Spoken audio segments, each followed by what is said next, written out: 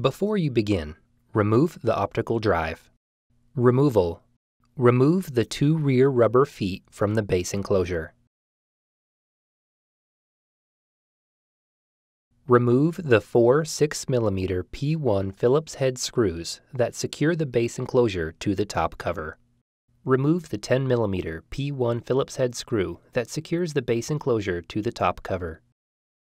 Remove the 3 4.5mm P1 Phillips head screws that secure the base enclosure to the top cover. Using a non-metallic flat-bladed tool, carefully separate the edges of the base enclosure from the top cover. Remove the base enclosure. Reverse this procedure to install the base enclosure.